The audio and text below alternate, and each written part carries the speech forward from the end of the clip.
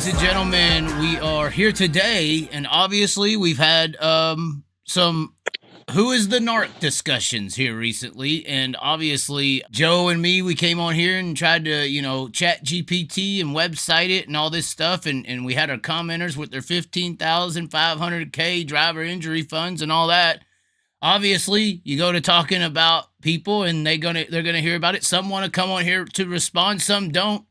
I hear potentially we got Drew Warner and Comacito maybe coming on. He wants to say something too, but we do have on the phone today, I guess the president, correct? On the phone, Jim Allen, here today to discuss some things. So you are, once again, the whole deal was, what is the NARC? Who is the NARC? Obviously, NARC is a funny word to, whoever told the police. Sure. I joked on that one. But yep. You are the guy. You're not the front man with the microphone. You're the guy. Yeah, I'm a little bit everything. I'm not big into titles and all that, but yeah, actually, and it's kind of weird if you're going to go by that AI chat, and that's supposed to be the future of our humanity. That's scary, man. That thing's on crack, because it wasn't even close. It started out saying Peter Murphy. I knew that one was what? No way. Right? Yeah. No, it's not even close. So. So basically, I don't know. Let's see. Let's kind of. Well, you could tell me who the NARC is, or what is the NARC? Okay. All right. So NARC is the Northern Auto Racing Club. Way back in 1960, Louis Vermeil started the NARC sprint cars, and everybody knows Johnny Anderson and, Leroy Van Connet and all those the legendary old guys, West right? Coast guys. Yeah. Yeah, exactly. And NARC ran until 2001 and did a belly flop. And at that point, the sprint car community, the 410s, kind of bounced around, and it was a King of the West and the Golden State Challenge and the this and that, and it was pretty much run by promoters. Dan Simpson was in there for a while, and John Prentice was in there for a while, and in 1990. So let me back up again. In 1988, I became the business manager of NARC. We had a board of directors and all that stuff. In 1999, I moved to Southern California for one of those once-in-a-lifetime business opportunities, and actually kind of walked away from racing. And, we had a great thing. We had the NARC Budweiser Shootout Series, and we were the Cat's Meow in California. When did you get involved in it exactly? What year did you jump in? I got involved in 1986. Louis retired in 85. I got involved in 86. So... and chasing I think I've missed in the 22 years total that I've been doing, I think I've missed a grand total of 3 events. So I'm all in, right? So NARC technically is kind of like, I would guess, like almost similar to a USAC, and like the 410s is kind of like or King of the West or something like that would be like the sprint car division or something like that. Yeah, exactly. So in 2017, the group found out that I was moving back to Northern California and asked me to get involved here. King of the West series, which was run by John Prentice, it was struggling. They're averaging 17 cars per show. Nobody was ever happy. Not that they're ever going to be happy anyway. And the 360 series was the Civil War, correct? Yeah, that was a Civil War, and then Sprint Car Challenge Tour.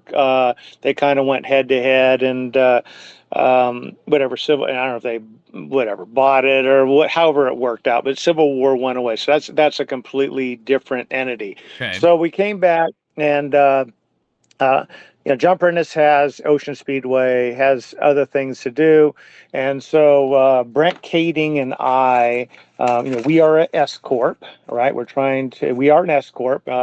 Actually, I think Brent is listed as the president, and I'm listed as vice president. I don't know what you can make it, whatever title you want. We're just doing it for tax reasons, and the corporations are required to have board members and all that good stuff. So it's not a nonprofit anymore, technically. No, it never was a nonprofit. So It was always a business, but the way the business was run was pretty much every dollar that came in from memberships and sponsors and all that good stuff, everything that came in got paid out. And, Brent and I are back to doing exactly that now. So we have an advisory board, which I know you guys went through, and Joshua Bates, Dominic Selzy, Dan Belton, I'm doing that stuff from memory, Bud Kading, Brent Kading. We have an advisory board. And, when we get into rules and technical or have some mess up, where we need to get involved, we get the whole group together and we come up with some decisions. So that is the organizational chart as we speak. Everybody, I think, in California knows what's going on. And the reason we went back to NARC was when I came back, we put a 5-year business plan together to get that history back. Because King of the West, I mean, it was the King of the West and King of California, and now there's Kings of Thunders, King of the Wing, King of this. I mean, it was overdone, and it was just kind of, from a marketing standpoint, was becoming a blur. So we came up with a 5-year plan to transition from the King of the West series back to NARC, without losing the core audience that knows King of the West. And so, we're the NARC 410 Racing Series, and whatever. We're out here to build 410 sprint car racing on the left coast without any hidden agenda. Matter of fact, I would challenge the communication level between myself and Brent and our drivers and car owners against probably anybody in the country. I mean, we don't talk at people; we talk with people and to people.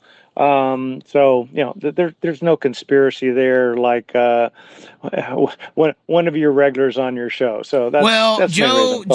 Well, and not saying there is conspiracy. Me personally saying there is conspiracy in there, but I have always somewhat been involved in the politics of the racing world, and the politics of the racing world does, unfortunately or fortunately, there is some pretty prevalent lines you can draw on decisions and choices based on sponsors and who's involved with certain series or certain tracks. And leniency and favoritism is a part of this sport in a way, because it's not. It's really, and I've been talking about this with people all day. We just went through the payout with Knoxville, which was pretty interesting. It's not self-sustainable on victories or wins. So in a way, outside of track promoters making money on attendance or streaming making money on subscriptions, the sport is dependent on sponsorship and supporter dollars to exist and to get by. So right. in the very similar stance of politics, how these people get rich is they take the money from the ones who have influence in the regulation department on what is okay and what is not. I think that's where Joe and others, not just Joe, I'm sure other people see it in different areas, and probably there's some people who agree with Joe that see names with businesses and alliances and choices being made that are question marked in the conspiratorial mind, that even though it's not there, it could still look that way, and in other instances does operate that way. Right. And what? And I agree with you. I agree with that. I mean, in the big picture of things, I think politics is the I don't know, the death of sprint car racing, and not sprint car, just racing in general. I mean, there's so much stuff that goes on that I hear some of it and I just shake my head. It's like, why are you even going down that road, or why did you put yourself in a position where people would come to that type of conclusion anyway?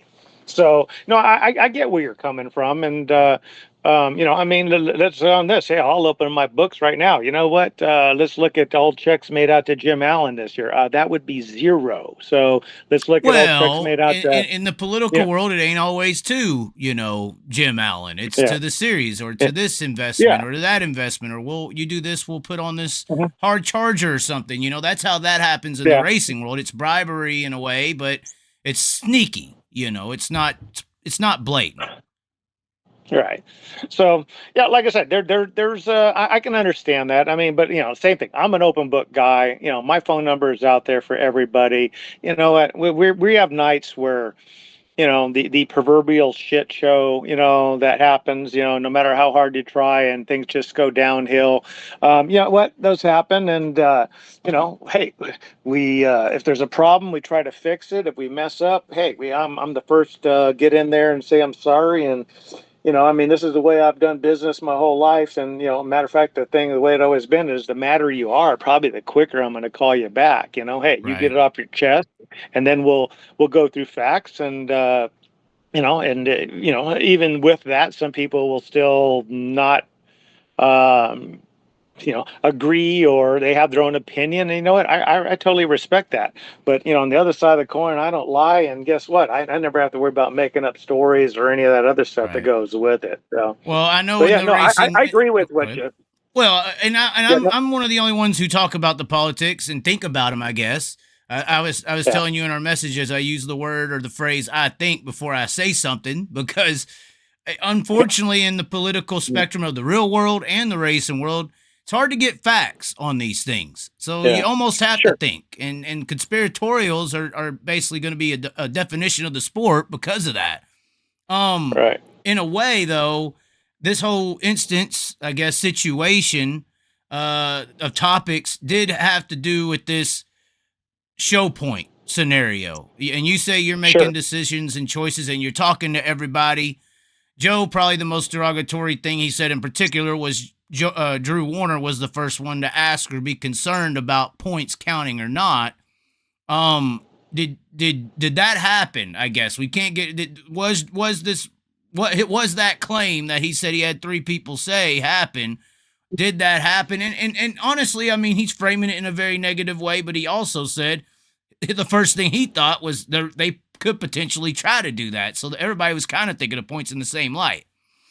right. Okay, so here's what happened. So obviously, we had a very ugly situation with Angelique Bell, who, by the way, is still in the hospital and Yes. still having problems breathing, and we can get into that here in a few minutes or something. But what I did was I basically when I figured out what the situation was out there in the infield, I talked to the promoter who was up on top on the phone, and I called a driver's meeting on the back straightaway behind the water truck. Right, I didn't want this stuff doesn't need to be on flow racing or whatever. And obviously there was a drone flying up. I don't care. Like I said, I got nothing to hide. So I explained to everybody there, and I actually have video of this, which has me explaining to this that the fire crew had exhausted just about all of their product to extinguish that fire. And that included 15 fire extinguishers and half the load of what was in the water truck with whatever chemical was mixed into that. And that I could not guarantee their safety if we continued on racing. And do you agree? And there was a couple comments. I think. Oh God, I don't know here. I know Dominic was one. Justin Sanders was. I mean, these guys. Hey, I don't want to. I don't want to become a piece of charcoal here. Never say never. We could have the same situation happen and not be able to put out fire. And I said right then that we would do show up points. I didn't give the reason for show up points, but here's the real reason for show up points. Our race contract with promoter said that a event is not deemed complete until 15 laps in the feature is done. At that point, we had 13 laps done, and really at that point, the promoter doesn't have has the option. If he didn't want to pay, he wouldn't have to. I mean, I've never run into that situation, and that a promoter who did that would probably be put in the same category as the devil. But so we did show up points. I mean, we didn't have a race. Of course, I know how those things work. The half the people are going to be happy and the other half are not going to. And hey, we didn't have a completed event, so it was show up points. Now, when I went out in front of the audience on flow and with the microphone and told them that we were cutting the race short, because of safety issues. Um, when I walked back the pits, the few people gave me their opinion, and I just said noted. But the decision to do short points was made right then. And I asked the drivers, does anybody have any questions, or does anybody have any problems with that? And there wasn't any. So that was it. The So next what day, you said? Okay, sorry. Go ahead and continue. Sorry. yeah. So the next day, everybody, I don't know, sleeps on it and comes up with their own opinion, and theory. Oh, you just called it because so and so was here, and I mean, I don't even see car numbers anymore. I don't. I just see things moving around the racetrack. I don't have any favor. I don't even own a Now, driver's shirt. did So you let's put second it that guess way. it or anything, or consult with like Brett or something or anything like that, or no? No, I talked to the promoter, and I mean, let's go back up to this. I jumped in that fire in a freaking official suit and shorts, and I rolled Angelique Bell down the hill 3 times so that girl would not burn. And I mean, and in reality, there were some drivers out there, you could see it in their face. They were flustered. They Right. didn't want to, they didn't want to continue, Well, I was more so and talking about the next day. I understand that scenario. yeah. So next day, I mean, hey, like I said, open book. People always are giving me, their opinions and things. And a few people asked, and then when we went to Douglas County the next day, I reiterated. Had a drivers meeting, and there was several car owners there too, which weren't there, and I knew what direction it was, and basically, we addressed the fire safety issue to make sure that that type of thing wouldn't happen again. And I explained the event is not completed until 15 laps are done. We completed 13. We did show up points, and the promoter did pay us, and yeah, we made the call. Just hey, we paid everybody that day for the race before. So that is how that decision was made. So there is So I they guess this driver contract deal is something that's not off record, but not public, like on the rule book of the website, for instance. no, because I mean it's the same thing. Like, let's take fire out of the equation. Let's just say there's a rainstorm, and you got rain, and you get 5 laps into the feature, and it starts raining, right? And that rain's going to continue. That event is done, and it's over. Nobody gets paid to probably say you keep your wristband and you get a rain check for some race, for a race in the future. And if you're a traveler, you're probably never going to use it because you're probably not coming back there, that kind of a thing. So, I mean that's it. So it's I don't know, set up for that. I mean, I think Sprint Car Challenge Tour went up to Fernley, Nevada, a few years ago, and I think it started raining at the 10th lap or something, and I don't know that anybody got paid or points or whatever. It's like a I don't know, it's a promoters and hey, racing association's worst nightmare. You just ate up a bunch of tires, you burned up a bunch of fuel, and then you get an attaboy, and hey, come back next time, right? Right. Now, as far as the fire, obviously there was people appointed to. I think we safety director was Mike Andretta. Is that the correct way to say last name?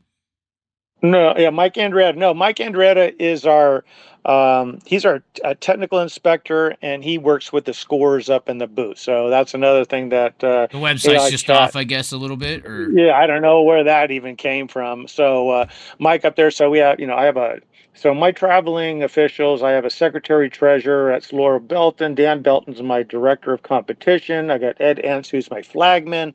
Mike Andrietta, who does technical inspections before and after the races. Derek Fairbanks, who's my pit manager. And oh my God, I know probably forgot somebody else. so then I guess Ben. safety would fall underneath your deal, or Well, we do not have a traveling fire crew. a safety director's That what his name was listed under. I don't have a safety director Okay. listed anywhere. Okay. Yeah, so So that's I what's on the don't. site. You It know, says tech/safety. Um, Yeah. So, what I can tell you, what Mike inspects for is, fire suppression systems. God, it's still amazing how many drivers still try to use seatbelts that are 5 years old and helmets that are ancient and fire suits, and, he gets in there, make sure kingpin tethers and all that kind of stuff is taken care of. As fire safety goes, I don't know how it is around the rest of the country or anything, but as far as we go, that is the track's responsibility to have the proper um, fire crew and safety crew to address situations when they happen. And obviously, as an organization, we've already made some changes that we're going to do. We've already ordered eight fire extinguishers of Purple K, which we're going to haul around as an organization and tell the racetracks to man them up. And so we got all these things. Plus, we're working with the National Sprint Car Council, Tom DeWitt from the World of Outlaws, a couple people from NASCAR. We got to figure out why we've had three major fires in sprint car racing during the last 3 weeks. I Well, mean, and after that happened, I had a former member from the Sprint Car Council come on, and he pointed out how there hasn't been, or there has never been in his mind, or recently, or on the market, a SFI certified fuel tank. There's a FIA one, but it's a ATL. It's FT3 certified, which is the lowest grade that there is in the world for FIA. right. It just seems like this, and I made the point, it's crazy. I think the cars are kind of barbaric in themselves. I mean, you got a fuel tank, a bomb basically on an impact point of the vehicle. Right. So that's a big issue as well. Really, the car hasn't changed, and that's something that No. people could talk Yeah. about.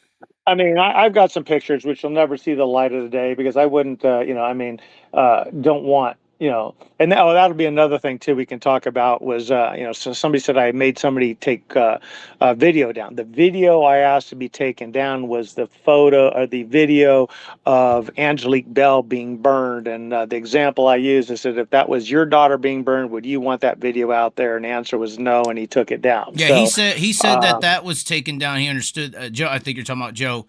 He said that there was whoever. a video of the drivers' meeting that you asked to be Sure. taken down. I didn't even know that it was on the same video. So if it was on Okay. there, he took it down. Whatever. I made the call and said, hey, you can't, Right. you can't do that. It's horrific. It's like I said, if that was your kid or your sister or your brother, whoever is in there, you don't want to, it was bad. I mean, it was really bad. But back to what you're saying, I mean, she hit that wall. She dragged the tail tank across the concrete. I don't know that there's anything that's really going to prevent that. But like I said, with the National Sprint Car, there's enough people involved in that because I think that thing just scared the crap out of everybody, myself included.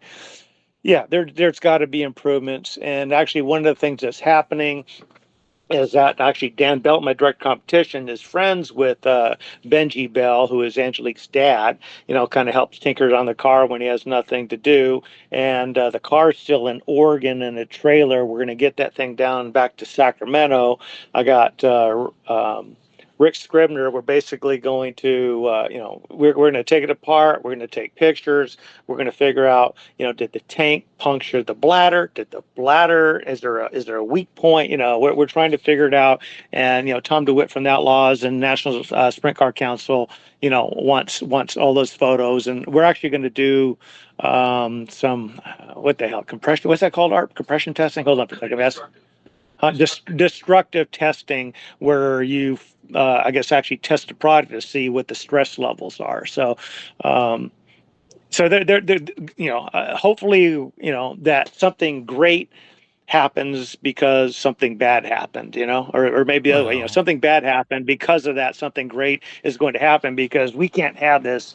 We can't have this happen. Just like, I mean, you flashback about, I don't know, was it 3 years ago? And we used to have remember we were having the tanks were literally just flying off the cars, like 75 yards. And, I don't know, I can't remember what the deal was with that, but it's like, and we can't have that happen, man. This is just, Yeah, I mean, you know, you whatever. could design them.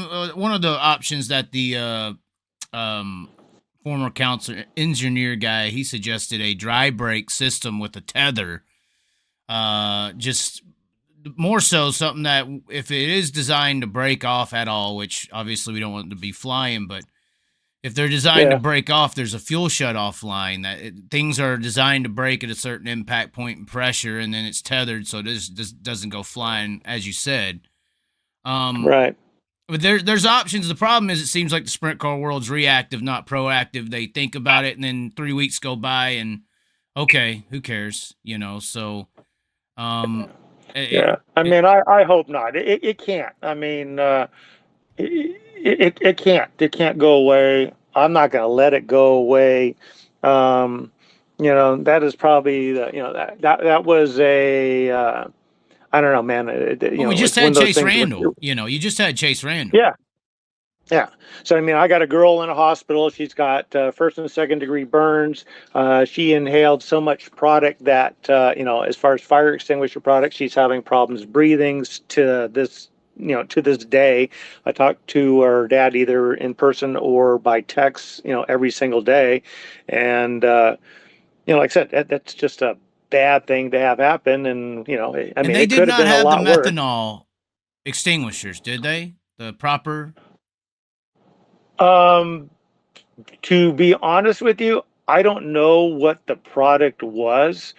Um, as much as I know when we went the rest of the week, I mean, whatever. I'm not a much of a technical guy, but Purple K was the one, and the other one was it called Inferno Cool. I'm not sure what the name of the products are, but they had that the rest of the week. I'm not sure what they had there.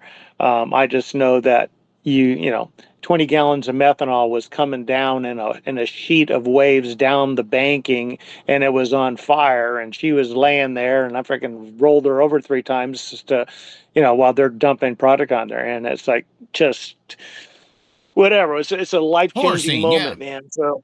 Yeah, it's a life Straight out change. of I a mean, movie. that was when time went by real slow, and I had to bail out because I couldn't breathe, and whatever. So, yeah, like I said, that there's no politics involved in this. This is something that just needs to get fixed, and so we can get ahead of this, so this type of situation doesn't happen again. Right. Well, we say that, last year after the Macedo Carson deal happened, we interviewed Cody Jacobs, and Yeah, he was upset about the fuel fire suppression systems. He thought that was a political style money grab because it came off, flew all around the track, and then Chase Randall's obviously didn't go off, and that's somewhat trying to capitalize on the political situation of it in a way. If right. to be an official thing, if it doesn't actually officially work, we got 3 examples where it don't. At least 2 for sure. Yeah, I don't know if she had sure. one on. Um, Yeah, she did. so we got 3. Yeah, The, so we did, and it did, from what we've been able to tell, it did go off in there. But I mean, I'm thinking, and this is I'm going to go on here. This is my opinion here, not fact. I My think this opinion is is your I that think. thing is for an engine fire. It's not made to have 20 gallons of methanol burning. That I don't. It's not. We had Cadence Steel. There's another one. I'm not. Yeah, I Hanford. don't. That was a 360 thing, and so yeah, I don't know. I think it's set up. It's fine for a small fire, but when you have a ruptured tank or something like that, I don't know, man. We need a freaking fire truck out there. Right. Somebody suggested water. Water apparently is a good displacement, and every track has water for Yeah. methanol. But I guess the other thing you wanted to touch on, which once again I was asking questions and somebody put it in the description, some kind of injured driver support payments, 5,000. Is that something else? What is that? I don't even know where that number came from. Okay, so let's go. So we have we talked about the NARC sprint cars, right? Which was the NARC King of the West. I still have King of the West on the website. Like I said, not looking to do that. Well, but way back in 1992, the Northern Auto Racing Club filed and got my numbers might be up, was a 503C nonprofit. So we have the NARC Benevolent Fund.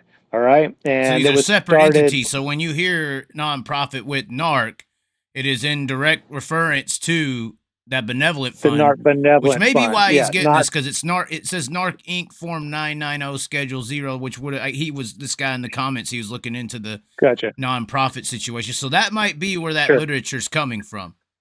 Gotcha. Yeah. So the nonprofit, so that started in the I don't know. I say we have a CEO of that. The board member is Ashley Smith, who is he runs the Zero Williams Motorsports car, and Correct. on that board is Mike Internet, Brent Keding, myself, Bud. And we have over the years have raised a lot of money that we hope we never have to spend, and because when we have to spend it, that means obviously the worst case scenario has happened. Peter Murphy, when he had his near fatal accident at Antioch Speedway a decade ago, it took him and his family a year or two just to get the brain unscrambled, right? And the Benevolent Fund was there the entire way. We do not have a set amount that we pay for, but we've paid. Shannon Bloomfield got hit in which is Dylan Bloomfield's mom, Right. Dustin's wife. We paid a chunk of money and did all kinds of. There is not a set amount as much as we go to the families and we go, what do you need? What's, and it's not always medical bills, it's, hey, they're not going to work. So now they don't Right. have income, so it is a good cause. Matter of fact, the golf tournament that I put on today up here at Skagit Speedway was to raise money for that and the Race Through Dean Foundation. So we have, since Angelique has gotten her, we did a couple helmet passes, and so we've already generated $6,000 or $7,000 that is and also told Benji, said, whatever you need, call me, text me. We will, we're gonna take care of you. So this is a And situation where that fund would kick in if needed. oh, absolutely, absolutely. I mean, Brent and I and Ashley, we've already had the conversation, and we're trying to go. How much? I said we don't know because one thing about the Bell family is they're some of the nicest people on the planet, and I just think that they're. I don't know. I think you almost have to give them something, because if you ask them for what they need or want, they're probably not going to tell you. They're just nice people, but there's no set limit. I mean, we got to write a check for 50 grand for some situation. That's exactly what we would end up doing. So, Right. I mean, that's what we started it for, and that's where we're continuing to do it, and that's why we're keep doing fundraisers. And I mean, shoot, we've paid on the I don't have my computer's down, but just on our website, it'll show there's a list of names. It's just some of the people that we have helped out over time, and it's a good thing. It's one of those feel good things. Right. Right. Well, and I guess you got Super Dirt Cup coming. I kind of feel sympathy for Super Dirt Cup in a way, because this was traditionally y'all's weekend, and I guess Houston's just kind of moved into it in a way. And it's getting overshadowed a little bit. Yeah, that's fine. Well, you know what? Hey, when they get done over there, they can turn on our main event. So, yeah, I don't know. It's kind of, I don't know. It's not uncomfortable. It's just, yeah, it's kind of a shame that we have, two big races going, on the same night. But you know what? It is what it is, and they're going to have a pretty good show up here, and we got a few of the high limit guys, and Corey Day, I think hottest we're driver in pulling. the country, potentially, so. Yeah, I pulled I think darn near 25 cars from California and Australia up here to go with them. You know what? Hey, we'll have a good show, and once in a while, it's it's nice to watch all those big names, the Kyle Larson, Brad Sweets, David Gravel, win the big money. But you know what? Sometimes it's really good to watch a local guy win a lot of money too, because it can be life changing. Well, and the West Coast is going to change. I think the one thing you'll lack over there versus a bigger area like a PA or even a Knoxville maybe is fans. I think some y'all somewhat, especially in California, the numbers aren't in the 5 to 10,000 every single week like you can get in PA.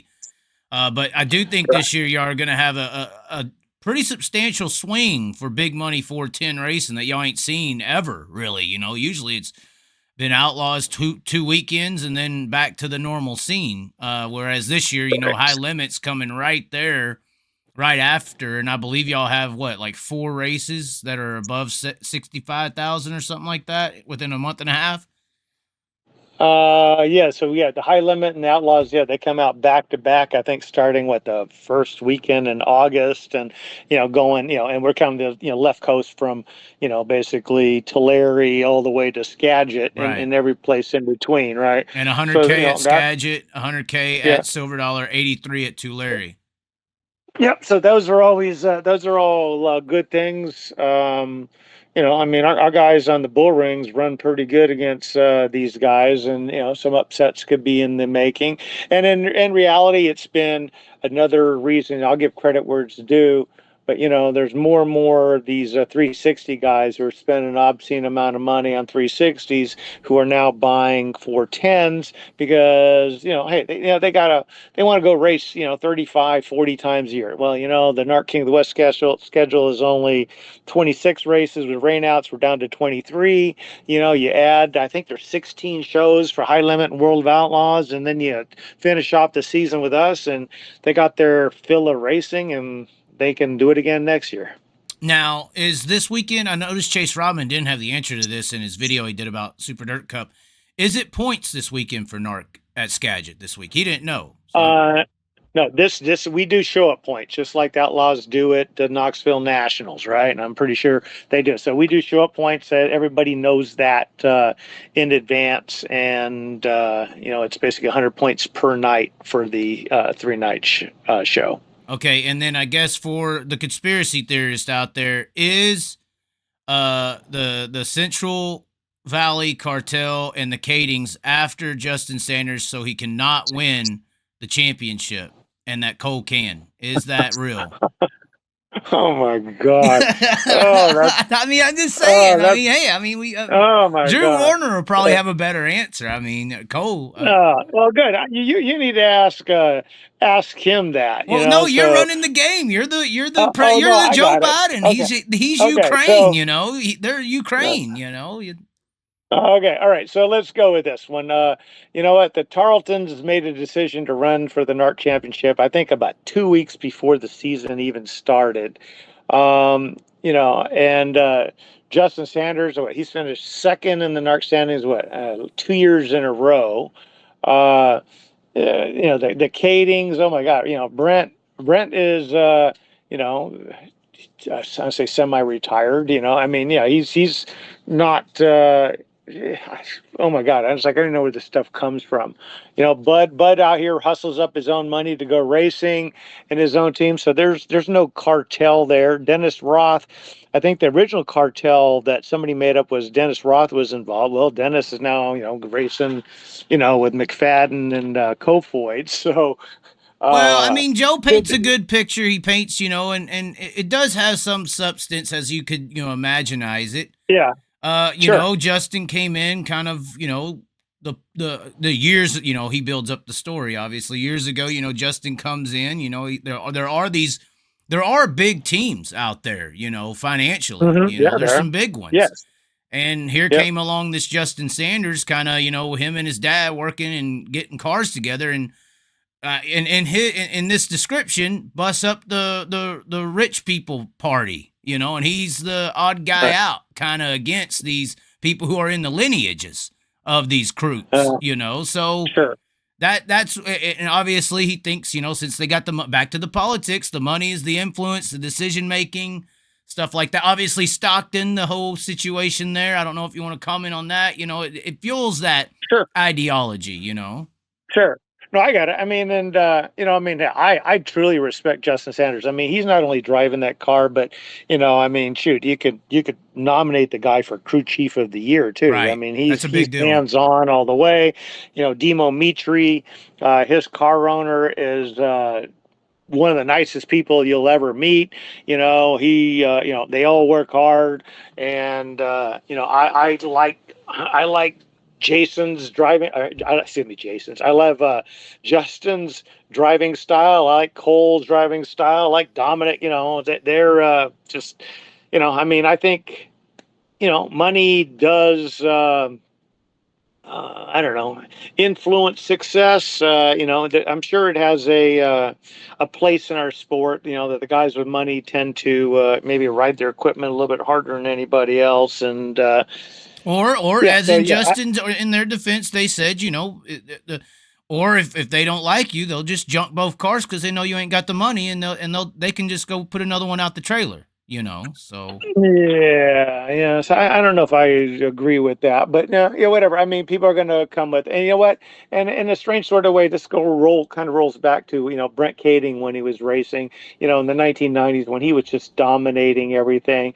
He'd get in victory lane, and half the people in the crowd would be cheering, and the other half would be booing. But you know what'll happen is next week at the races you had people who loved him, wanted to see it do it again. You had other people you wanted to see Randy Tyner or somebody else come in and beat him. And it's like, you know what? I think a little bit of that rivalry stuff is absolutely perfect for the sport. well, I think that's good. Well, and I said this too. But that idea is from the stand looking onto the stage.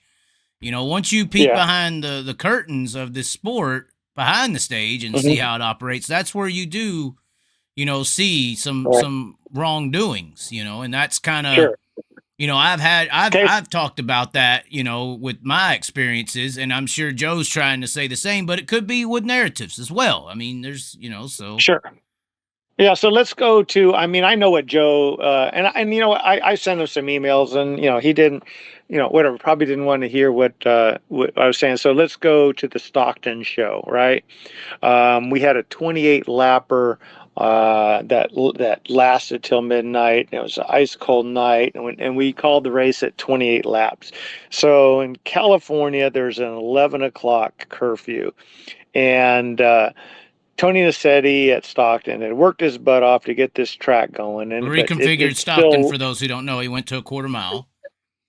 Yeah, and because the previous version was a tire reader, and car counts were dipping there because they didn't, High it's speed one of those wrecks there. places.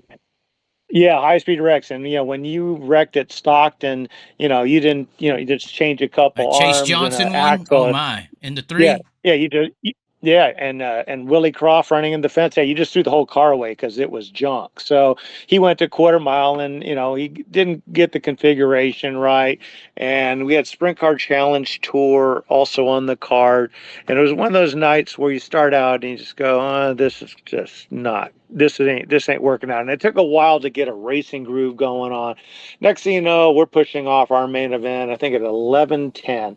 Tony Nassetti is willing to pay, and my amount may be wrong because I don't actually know what that amount So it is, was but I think past I curfew heard. already. You said 11. You said 11:10. You are pushing off. Yeah, we were pushing off. He said he was willing to, back to that non-completed show. If we don't run a main event, it's not a completed show, right? So he decides that he's going to pay the couple grand or whatever it is to the state of California to run that main event. And then we have a couple problems since, and we had at that point a hard stop at midnight. So, there's a fine at 11, and then there's like hey, we'll Go to close your jail. freaking facility.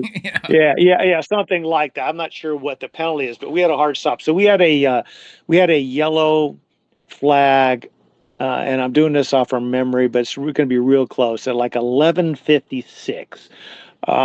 And it was, and we also had fuel that was coming into play. So we were probably going to have to do an open red and realize that we would not be able to get this race. We wouldn't even be able to get the race pushed off before midnight, much less completed by midnight. And so Actually, before that, Dan Belton got on the radios and told the drivers, said, hey, they told him we have a hard stop at midnight, no matter what. If we were still running and we only had 29 laps at the stroke at midnight, that race was over, so that, but just so that, Tony wouldn't have to pay any more money to the state and have whatever else, other penalties that were going to So come you're into saying play. prior to Not to that mention, red flag, they knew the next flag would end it, the drivers. yes, exactly. It was radioed in their helmets, and drivers will acknowledge that they heard it. I mean, that was it. And not to mention, Stockton's not a real good place to be after midnight anyway. So, Hey, uh, Nate Diaz. unless you're wearing a Kevlar vest or something. So Okay. that was that. So of course, now if you're a conspiracy theory, you go, well, you just called that because Justin was gaining on Cole, I think, at that race, and The you know cartel. what? Yeah, it's the cartel. Yeah, had nothing to do with it. It was all spelled out in advance, and I don't know. I guess I could write a weekly column or do a podcast and do the inside workings of this, but That's a good it's idea, like, actually. I'll put you on the yeah, platform. I'll give you a channel. yeah, yeah. I used to do that, Well, but you're on now a that I'm mic. You have to have some kind of cognitive ability, I mean. yeah. No, I used to write NARC news lines in the back. Dude, I can hold my own in that department. But now you were talking about, we started this whole thing with titles. Well, you know what? I'm a, like, chief bottle washer. Let's see, part safety Well, crew, in racing, you're part never engine. one title, ever. Yeah, yeah. I mean, I do the contracts, I get the taxes paid. I'm doing everything. So, yeah, maybe, one of these days I might get around to that. So, yeah. So that I can see, oh, you just did that. No, no, it didn't. That drivers knew, and I mean, I hate that. I mean, my biggest bitch in motorsports is having to cut any event short. You got people who have spent their hard-earned money to come into the grandstands, and then you're going to go, oh, for this reason or that reason, we're going to cut it short. It's like, that'd be just like going to the movies.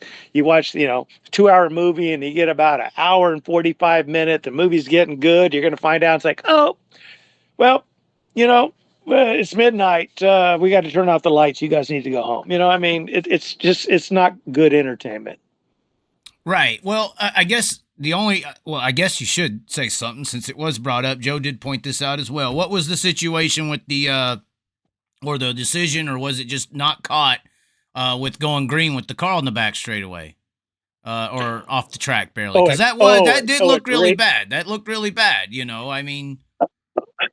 Yeah, I would say after watching that, so um, Dan Belton, director of competition, I don't know that he could tell how close that car was or the truck was to the racetrack when decided to go. And yeah, that was not a good look. And as I told you before, what, throw cards on the table. And we're not proud of that one. We probably could have went around again. Yeah, that wasn't good. So there we go. Hey, I admit we did something wrong. That's it. Any thoughts on Jeremy Elliott? Great guy. Any thoughts on Jeremy Elliott? Well he came out and said, more, what was it, West Coast fiascos or something. It seems like there is some things, like obviously one of the worst ones I've heard was the whole dash situation at Hanford a few years ago. I'm not sure if you were involved at that, where they canceled the dash, but it does seem like y'all sometimes make mistakes, and maybe they're distanced, but they get emphasized as like, okay, this one mistake blankets the entire year or segment of proper operation. Well, I think maybe we haven't canceled the dash. Here's the other thing that happens in California. So Chico and Hanford run some Friday and sometimes some Saturday 410 shows, and people assume that they're NARC King of the West shows. There was somebody mentioned something about Facinto's injury was at a NARC event at Hanford. No, that wasn't a NARC event at Hanford. Matter of fact, that was a Friday night show, which he decided, and we were racing there on Saturday, which ended up getting rained out. So the Friday night show where Mitchell broke his back, that was just an open show for What exactly Keller happened King there? When Speed. he said that, it shocked me because I guess it didn't go across my feed. What happened there? Um, I wasn't there, so from what I understand is maybe the track was rough that night, and Mitchell got in an accident of some sort. I think it was one of those ones where you flip completely open, and then you just kind of the bottom of the car, you'd land on all fours, and you Alex get a Bowman compression style. fracture. Yeah, kind of compression fracture thing, which that turns out to be, Mitchell Facino's last race, but that was not a NARC race, and I haven't canceled a dash, so that must have been another. I don't even know what that is, to be perfectly honest with you. Must have been another event. Okay. Okay. Yeah. Well, it is unfortunate. I think California does only it stays on the radar when something happens, and when they are just Oh yeah, sure. racing, it's off the radar. You're on an island. It's Yeah. hard for your top performers to get respect. Nobody over there outside of Sanders a little bit, nobody over there gets PA style respect or Brian No. Brown style respect, no matter what they're doing. You're on this island that just, like I said, no one cares about unless something bad happens or outlaws are there. And then that traditionally Right. outlaws being there's been 2 weeks and that's it, so Yeah. Well, I think the other thing that happens too is, I think it's good for the people back east, but hey, they finished their racing and then they put us on TV. So, everything, I don't say we're under the microscope, but everything that we do is, late in the night. seen, and everybody has their opinions. And you know what? I don't mind it because it gives exposure. And, you know what? All I got to say is, hey, Corey Day, Brad Sweet, Kyle Larson. We just think about, I can probably go for a while on that one. All the great drivers that have come out of California. Well, 90% of them race with NARC at one point or another. And you know what? Yeah, I'd love to have, well, the promoters out here would love to have the kind of crowds that they have in, the Midwest and stuff. But, unfortunately, we live in a messed up state in California that, just hard to get down the road. Yeah, 55 People are mile getting per hour, taxed. literally. Yeah, taxed to death and everything else that's going out there, and they wonder why people are moving out of their record pace. Well, yeah, we talked about politics, right? Yeah, politics in California are messed up, but yeah, I mean, Somehow Santa we Maria came came up. back. That's insane, I mean, Yeah, that's good. Yeah, absolutely. Not very often we get one back, and we're hoping that the rest of the details at Calistoga can yeah. get worked out so they can get that place open. I That's the mean, most beautiful just place because. I've been to. I've been to a lot of them. As far as like aesthetics, you can't really beat Yeah, Calistoga just being there. right. Right. I totally agree. So they got the sale between the county and the city has taken place, but once again, one of those right of rescission, and if you and I were we'd go buy a car, we'd have the transaction done today. You get California politicians involved in that. Well, they We screwed might Dave be. Abreu. They screwed him. He was just trying to Yeah. help. Yeah, I agree. So we got to see what's going to happen. If they're going to hire an outside promoter, if they're, I mean, we have no idea.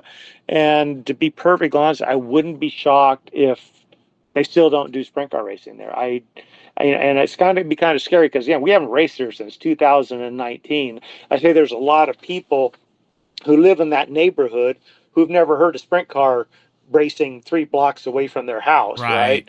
And they're going to just go, what the But I mean, hell that could was be good that? in a way. If it does come back, it needs Yeah, to be protected. I think yeah, whoever's trying to bring yeah, that back, there has to be hey, if this guy don't like it, here's the provisions of how to handle that guy yeah, not liking it. It's not like a right, right, question mark where you get instead of the houses coming in and now it's an issue, it's more so the track coming in and it's not an issue. right. No, So I totally agree. I totally agree. So whatever, we're working behind the scenes to, get that thing going too, because it'll be, only another year, and some other racetrack will be get under fire. They'll want to mow down the fairgrounds and put in low income housing or whatever the initiative of the week is, and whatever. We need to save what we've got. You think low income housing and somewhat of a low ticket price sport could get along, but we ain't bridged that gap yet. Yeah. Well, they was going to. Have you ever been to Placerville Speedway? Yeah, it's awesome. That's Yeah. I always say that's probably when people ask me what's the best racetrack. I Yeah. say you mean race like the race Placerville. Yeah.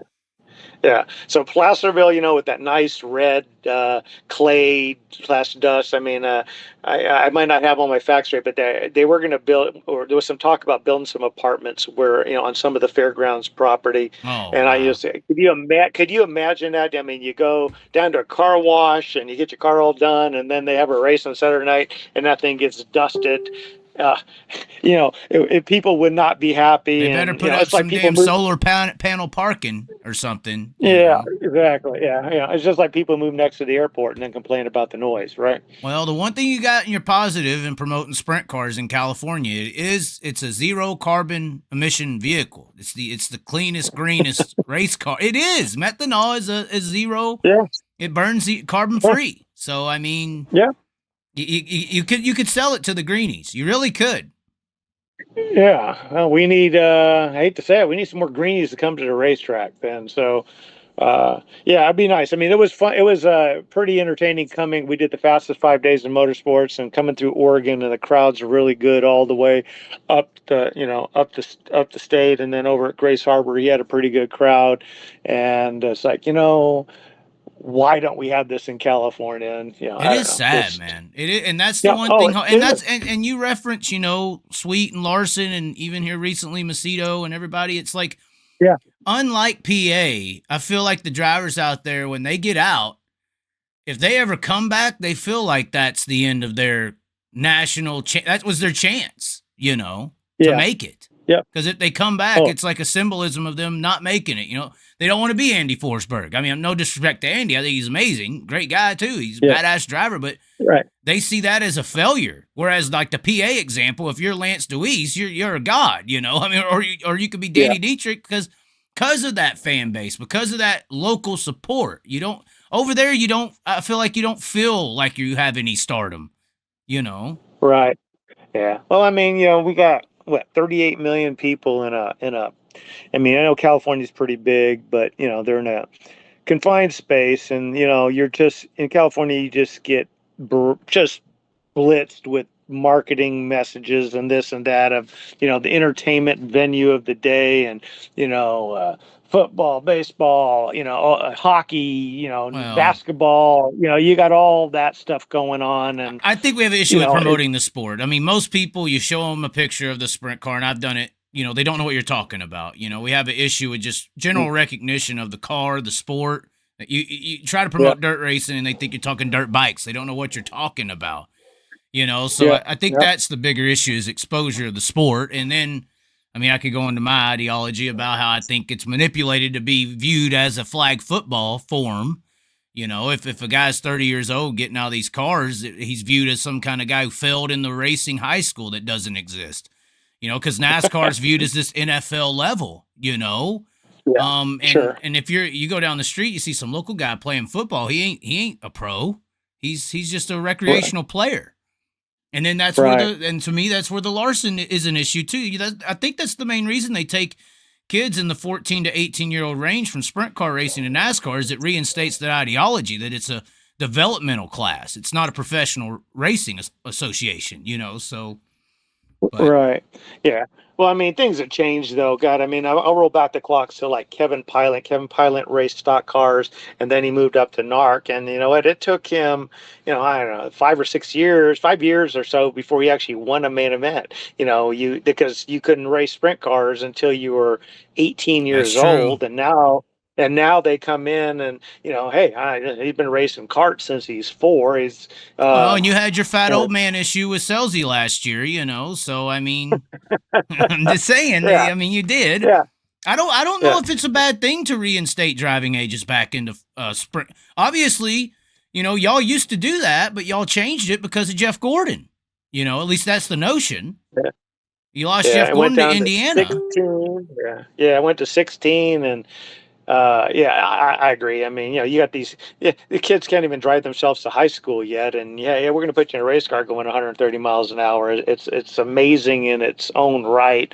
Uh, but you got, same thing. You got people who, I mean, Brent Kading, he went out, raced with the Outlaws for a while too. But you got a business back home that's got to be run, and I mean, Well, Selzy, there's always you got the family aspect of it, well, and and that's where yeah. I say it's the manufacturer daddies, more so than the dream daddies, because these how are they going to say no to building these motors for these 14-year-old kids and chassis or cars or Yeah. getting a client? Yeah. They're the ones encouraging it. Oh, go wreck them again. I can make some more money. I'm not saying that in particular, but Right. why would that bother them? They don't make money on a car not ever needing something. I mean, Right. Yeah. So, well, yep. that could be the real cartel. That could be once again, politics is about making money. Um, so that could be a more potentiality than this other stuff. But yeah, I mean, I wouldn't Yeah. mind it. What if Yeah. NARC, for instance, NARC, you could go run 410s, like you said. There's 410 races at Hanford and Chico. You could do that at 14, but to be a NARC series racer, you got to be at this certain age. I don't know why that wouldn't Right. be a deal. Yeah. It's all that part is dictated to us by the insurance companies, K&K and those groups. So, they're establishing, I don't know who's doing the politicking behind the scenes to get, the ages reduced. I mean, one of the things like bugs me is that I'll go out there and you got a mom with a 5-year-old kid with two dogs walking through the pits, and I'm just going, oh my god. I mean, I would say once every 3 races, I literally push somebody out of the way so that because they walk around Mm-hmm. oblivious to what's going on. It's like, Was it y'all who had we, the issue at Placerville where the dude was running across I don't know if it was you, but when I say y'all, West yeah, Coast, yeah. dude ran It was across the freaking track in qualifying. Yeah, that was not a proud moment for that person. I know who it was too. So, yeah, Is I he mean, done just, forever or what happened there? Banned for a year or did just get a yapping? I mean, you ain't got to expose the name, but what happened to that guy?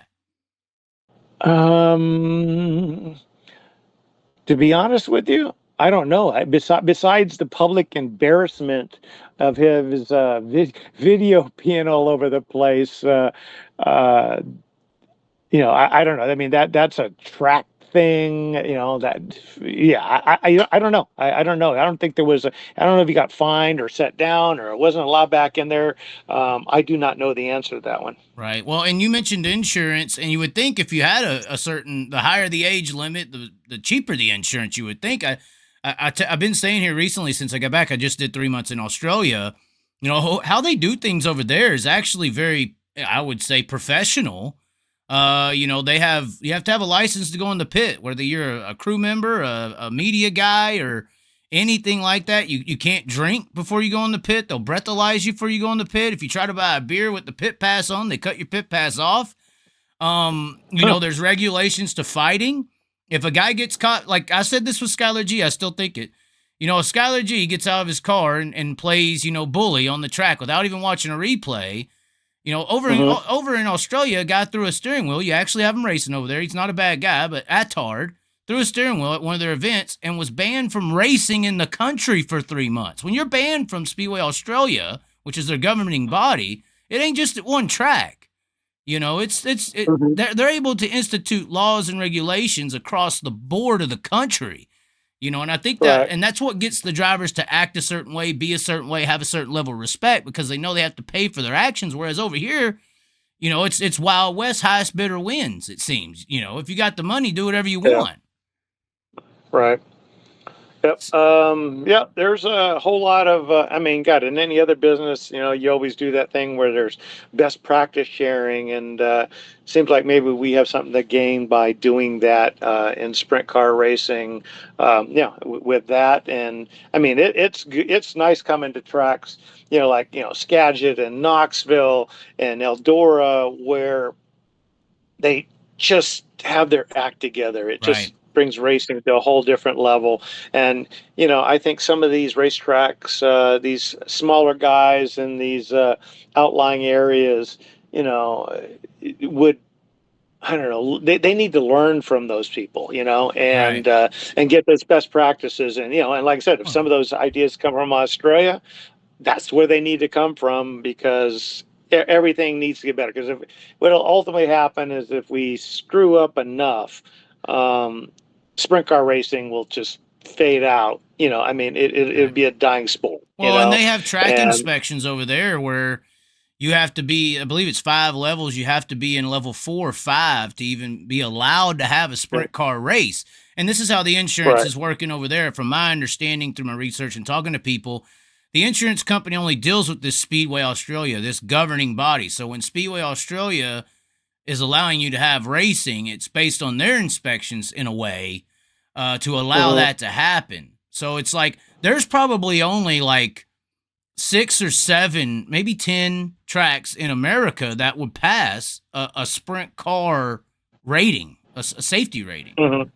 Like Mhm. Placerville, as great as it is, I mean, you have to have fences. You can't have open areas. All these things that we say, what if, what if, what if, it just isn't allowed over Mhm. there, you know? Right. Well, I know one of the things, and I'm gonna have to leave here very I soon. understand. You I gotta said 30 go. minutes. We're an hour Yeah. in, so you must be enjoying it. Yeah, yeah, I know. We're going to town, and it's like I think we're solving all the world's problems right now. So that's a good thing. One of the problems that California currently has is that, with a few exceptions, we race at fairgrounds tracks. Most of the fairground contracts are anywhere from 2 to 3 years long. So Lack of ultimately, investment. what happens? So let's say you wanted to. Oh, I don't know. I want to replace all the plywood fencing material, or all the Build a new poles fence, on for my example. catchment. Yeah, pick your project, and a friggin' clean woman's bathroom, any of that stuff, right? And they only renew your contract for 2 years, and you got a cash outlay of 75 or $100,000. Anybody in any kind of business say would tell you, yeah, that would be a stupid move. You're gonna lose money.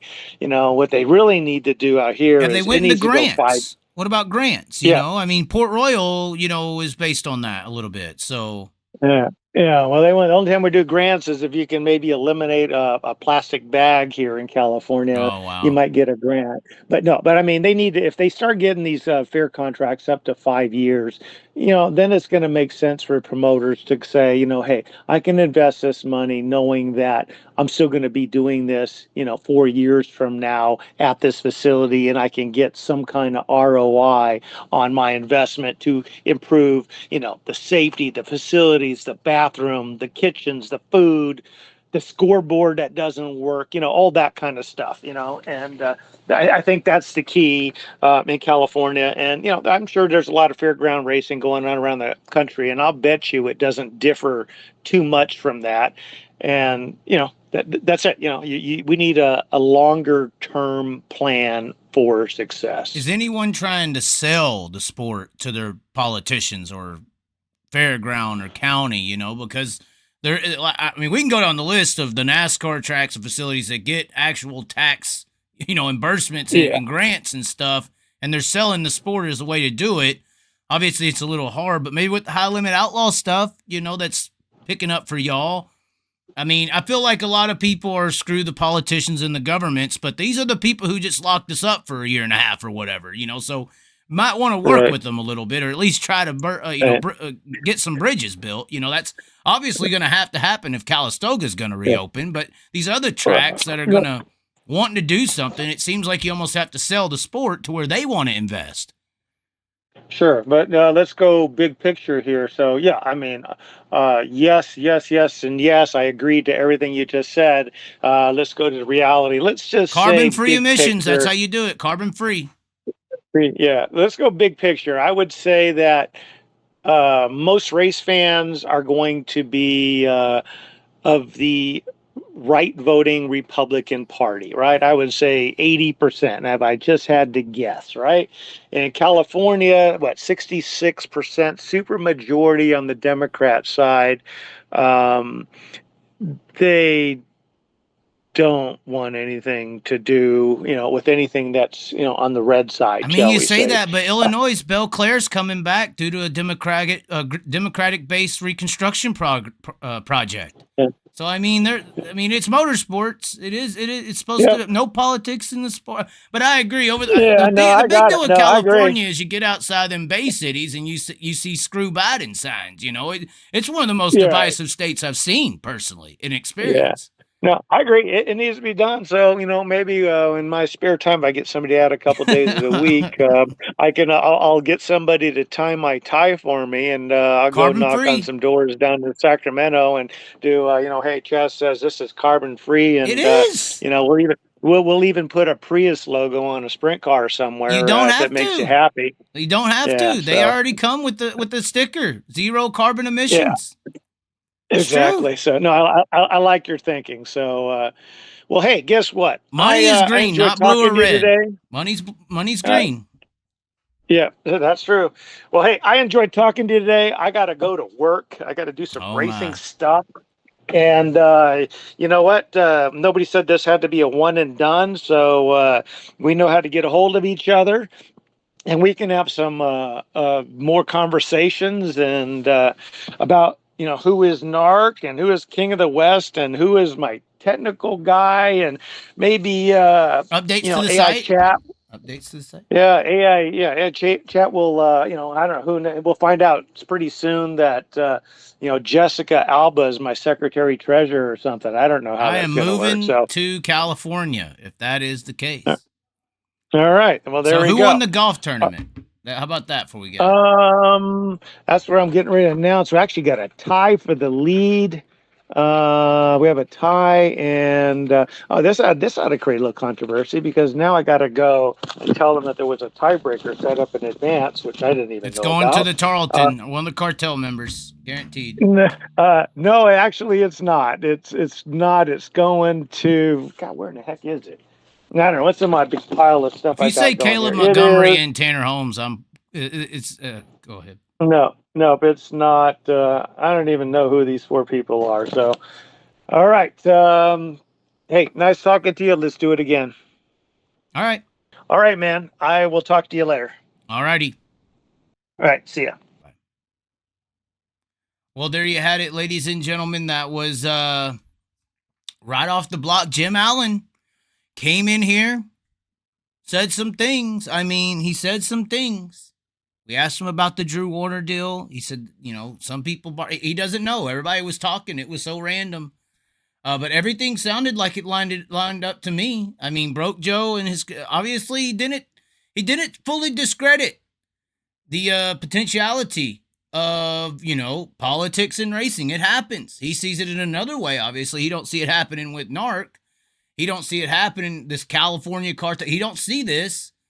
It's not there to him, and his explanation sounds pretty good. Sounds pretty credible. Broke Joe is crying in his Joey tears now. Oh, God, Joey, not his Joey Bat tears. Oh, God, that's a whole nother subject. But regardless, that was Jim Allen, president of NARC. The president, guys. The president. And as much as Broke Joe's over there thinking of, Ukraine, it sounds like the case is closed, Joe. You're done. It's over, Joe. What are you going to do? What you going to do when Jim Allen comes running wild on the show and on you and just sets you straight? Spanking for Broke Joe, it sounded like to me. A good old spanking. But it does seem like a good thing that Angelique Bell is going to get the support that she needs in this moment from everyone in the community. It sounds like they're not going to have any kind of financial issues. Obviously, physical issues is going to be a situation here.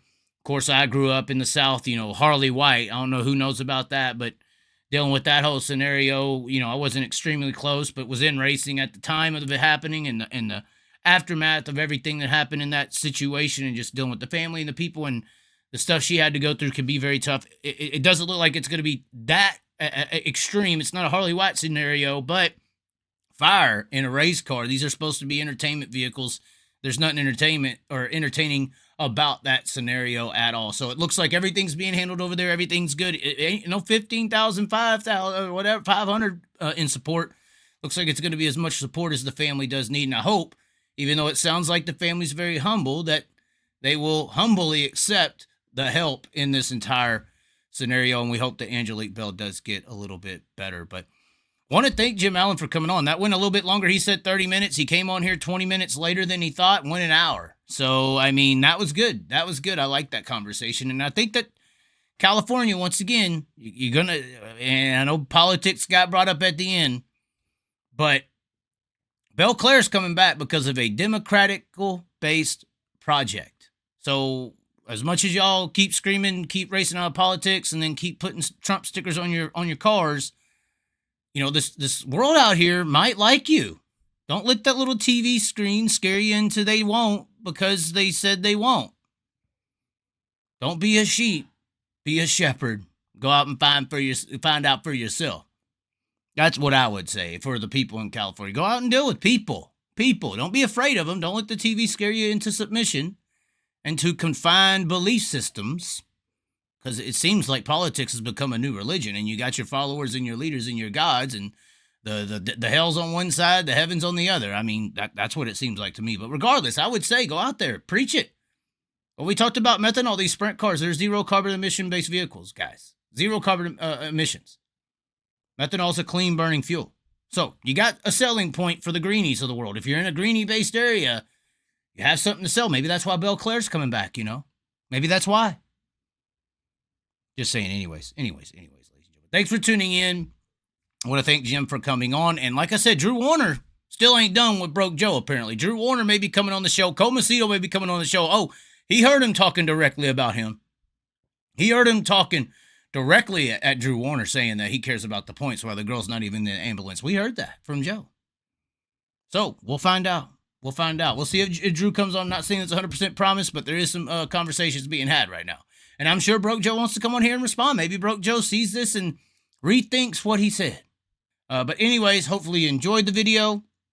Like it, comment below, share it around. A really good insight from the West Coast scene and things going on over there. Yeah, Super Dirt Cup. Tune into it. It was their first. It was their first on this weekend. So support those who came before you. I'm not saying call it an indigenous event, but support them. That's all I'm saying. Flow racing after the High Banks Nationals and everything's over. Tune on over the Flow. The weather should be great. Beautiful facility there in Skagit. And Kevin Rudine doing all that he's done for sprint car racing definitely deserves your viewership. So check it out. And NARC.com or something like that. I forgot what the website is. But yeah, Northern Auto Racing Club. I think we figured out what it was and who runs it today. Anyways, ladies and gentlemen, thanks for tuning in. And we will catch you next time.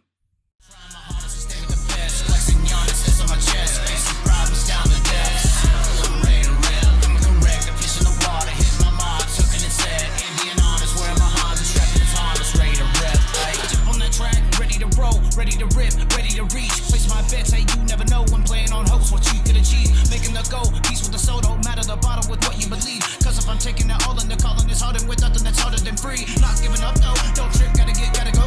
Take a slip, make a pass in the low. Put it down on the gas for a show. Slide a pass in the grass for the OPO. Got first, never last for the oh no. To the pass, to the glass, to the FOO. Cause I'm gonna pass all you cowards with ease. And when them speeding demons come, we don't feast with the beast and the evil hunting lust. Burn your cheeks when I speak with my real passion, love. Turning all your tricks against you cause you want it.